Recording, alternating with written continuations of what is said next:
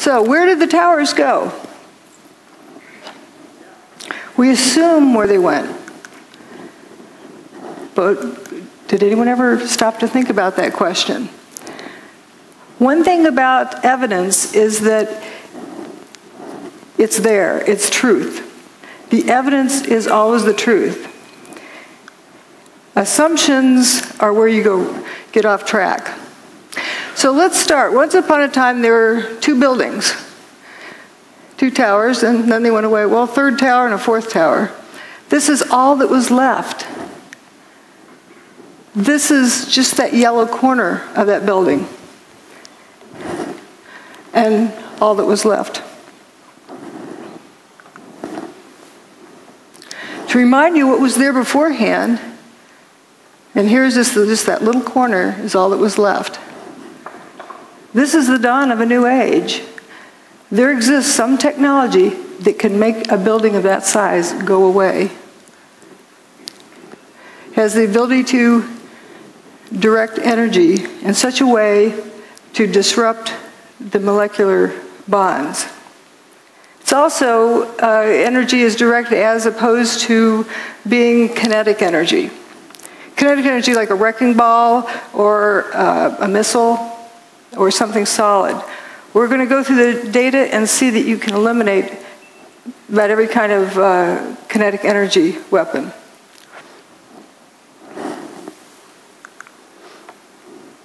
And we know this technology exists.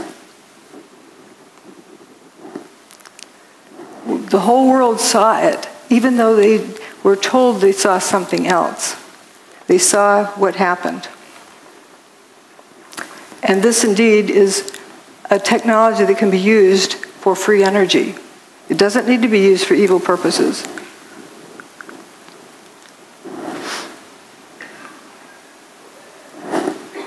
Oops.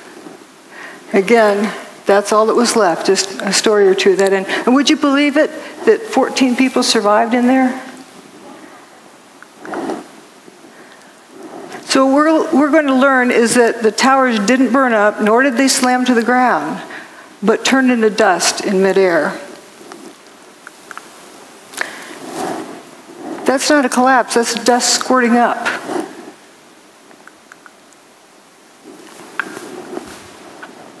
Why did so few people see that? Because they were told to see a collapse, maybe? There's three main things that keep people from seeing what's going on. Problem-solving skills, groupthink, peer pressure, and that they're terrified by the implications. We're going to just focus on the problem-solving aspect. If I tell you the answer is 27, am I right? Well, what's the question? What's the problem I'm solving? If you don't know the problem, how do you know if the answer is right or wrong? You first have to define a problem before you can solve it.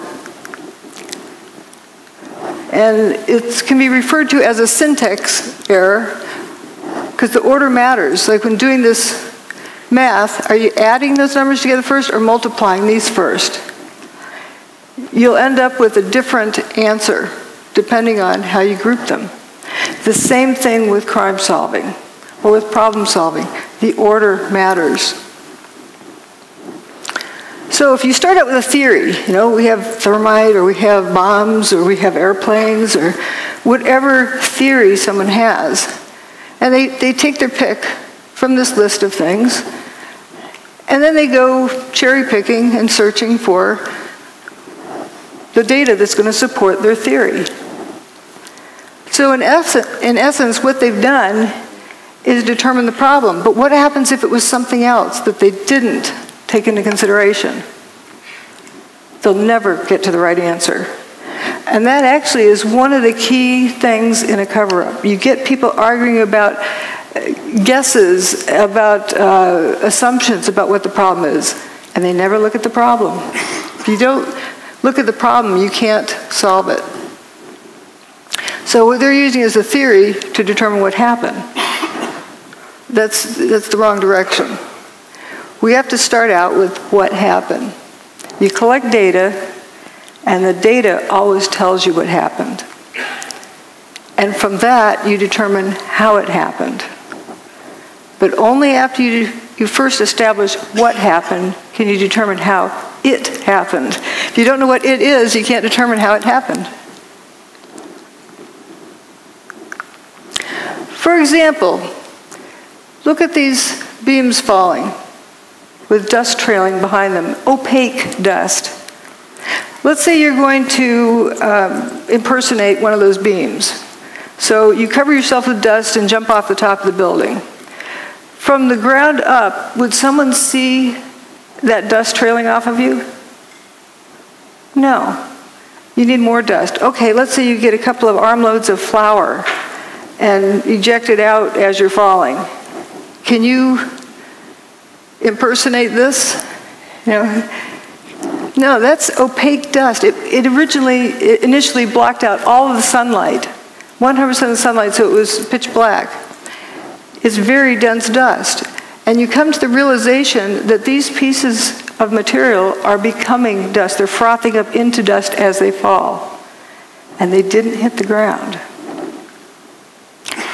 But if you didn't know that these turn to dust, and you start out with an assumption, you wouldn't get to the right answer, because do you know of anything that could turn a building to dust in midair?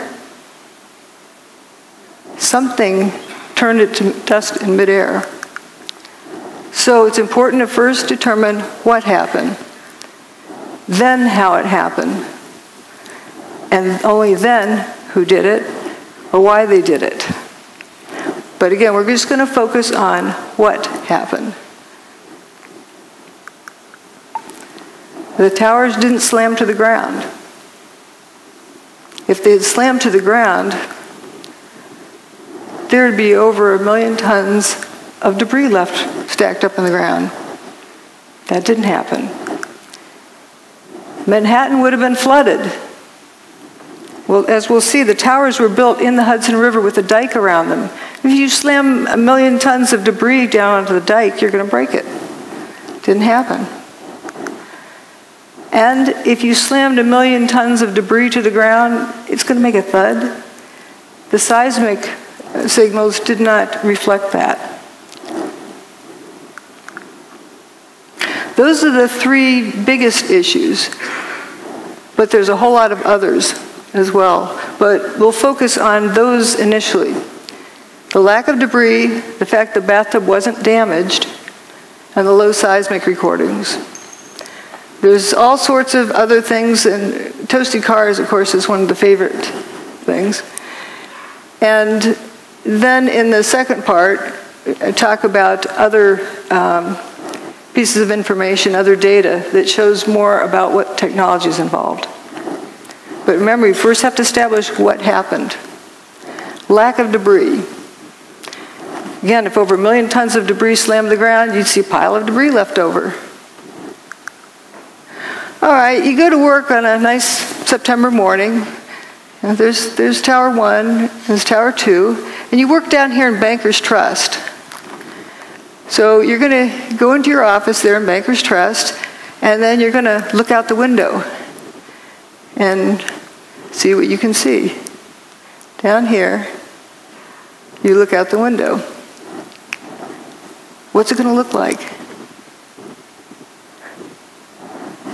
That's looking out that window.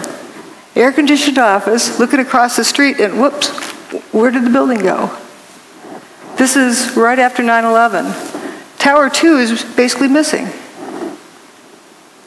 Tower 1 is missing over there. I think everyone would have to agree there's not enough stuff left piled up on the ground. So again, we were looking out there. Now we're going to look the other direction. And there's this main body goes missing. Just the north wing is left. The building just went missing. That's building 4. It was a 9-story building.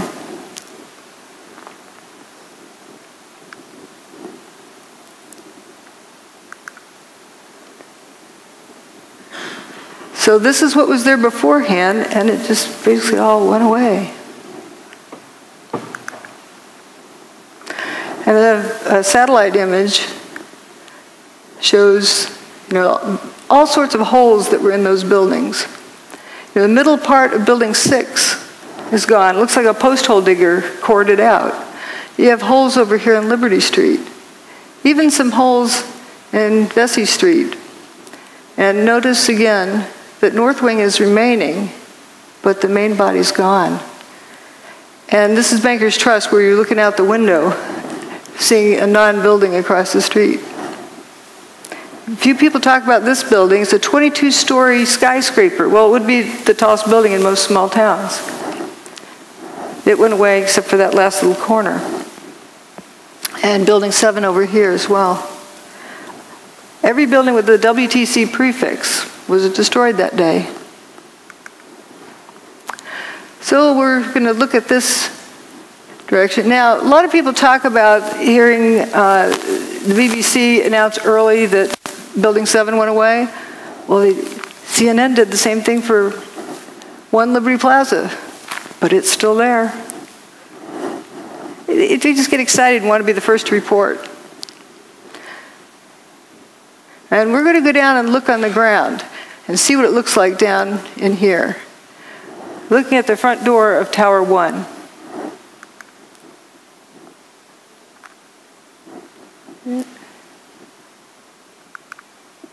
So here we are down on the ground. There's Tower 1, the north and south walls. Ambulance that was parked in front of the front door of Tower 1. It doesn't look clobbered by anything. This picture, I believe, was taken on 9/11, later in the day. I don't see any big steel beams on the ground. There's aluminum cladding. The towers were built with steel columns on the outside that were covered with aluminum cladding. And you see the aluminum cladding. The ambulance looks pretty good. This was the day after 9/11. Peter Jennings in the studio. Do we have sound?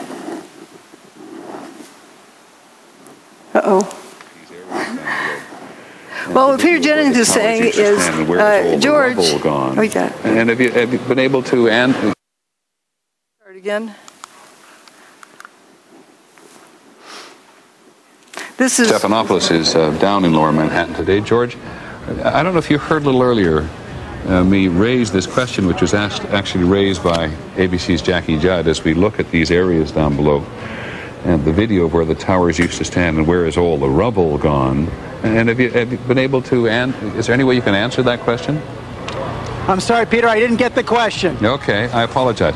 Jackie Judd and several other people keep asking us, when you look at where the towers used to stand, there is surprisingly so little rubble. Where did all the rubble go? It's a very good question, Peter, and I have asked some people who've been doing some of the rescue and recovery work this morning. If you look behind me, you can see the very remains, the skeletal remains of the World Trade Center. And one volunteer, Robert Gerlinski, explained to me the reason there's so little rubble is that all of it simply fell down into the ground and was pulverized, evaporated.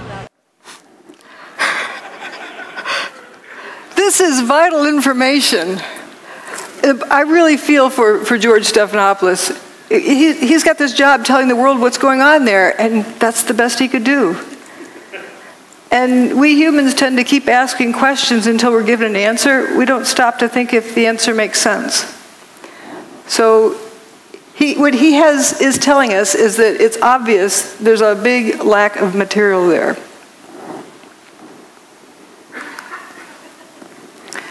And here's an elevation map of what was left.